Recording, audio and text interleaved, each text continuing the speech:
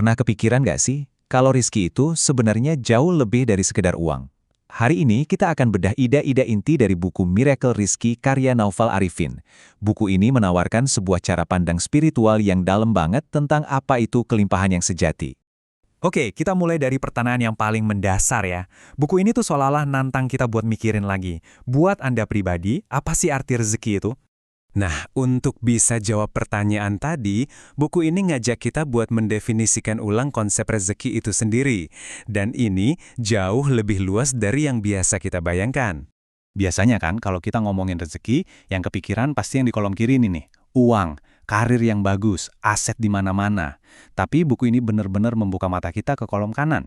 Kesehatan, punya sahabat yang baik, pikiran yang tenang, bahkan setiap hembusan napas kita. Itu semua rezeki. Coba deh, renungin sebentar. Kapan terakhir kali kita benar-benar bersyukur cuma karena kita masih bisa berkedip? Hal-hal kecil kayak ginilah yang menurut buku ini justru rezeki terbesar kita, yang kita terima non-stop tanpa henti. Jadi pertanyaannya, kalau rezeki itu melimpah ruah di sekitar kita, kenapa kok rasanya sering seret ya? Apa sih yang bikin macet?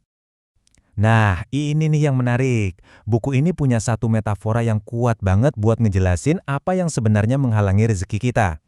Oke, coba bayangin skenario ini ya. Anda punya uang miliaran di rekening. Uang itu udah pasti jadi milik Anda, nggak akan kemana-mana.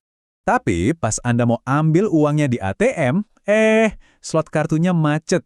Kartunya nggak bisa masuk. Anda nggak bisa tarik sepeser pun dari harta Anda yang melimpah itu. Dan pas dicek, tahu nggak apa penyebabnya?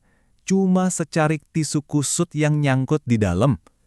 Sesuatu yang kelihatannya kecil, sepele, tapi justru ngeblok semuanya. Nah, tisu kecil yang sepele tadi, itulah gambaran dari penghalang rezeki kita menurut buku ini.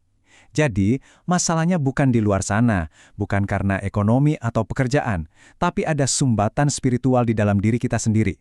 Dosa-dosa dan sakit hati yang belum beres, baik hubungan kita dengan Tuhan maupun dengan sesama manusia. Oke, kalau masalahnya ada di dalam, solusinya gimana dong? Solusinya ternyata adalah mengubah total kondisi batin kita. Ini dia nih, inti dari semua ajarannya. Coba deh kita pikirin. Bayi di dalam kandungan itu kan bergantung total. Semua kebutuhannya dipenuhi, bahkan sebelum dia minta. Nah, kondisi pasrah total seperti itulah, menurut buku ini, kunci sejati untuk menerima rezeki. Masalahnya, seiring kita dewasa, kita mulai cari sandaran lain kan? Kita jadi bergantung sama pekerjaan, sama atasan, sama tabungan kita.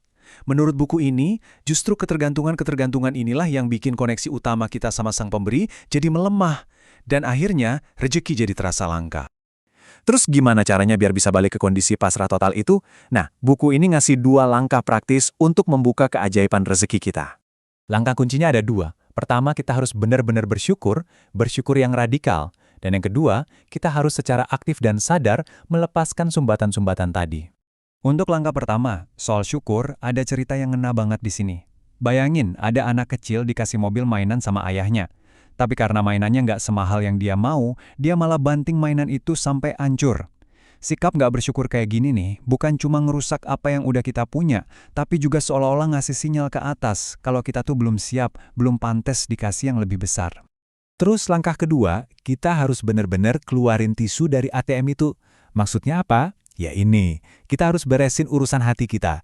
Minta maaf ke orang yang pernah kita sakiti, dan yang seringkali lebih susah, ikhlas memaafkan orang yang udah nyakitin kita. Benar-benar lepasin semua dendam. Dan semua ini, pada akhirnya, akan membawa kita ke satu pergeseran cara pandang yang paling penting dan paling fundamental. Buku ini ditutup dengan sebuah perumpamaan yang indah banget.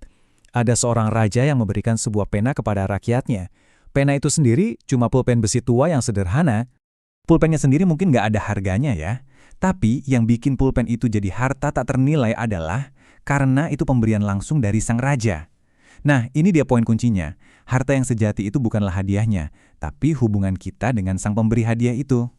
Dan inilah pertanyaan penutup yang ditinggalkan buku ini untuk kita renungkan. Selama ini, kita sibuk mengejar hadiah-hadiahnya, atau kita sedang berusaha untuk lebih dekat dengan sang pemberinya?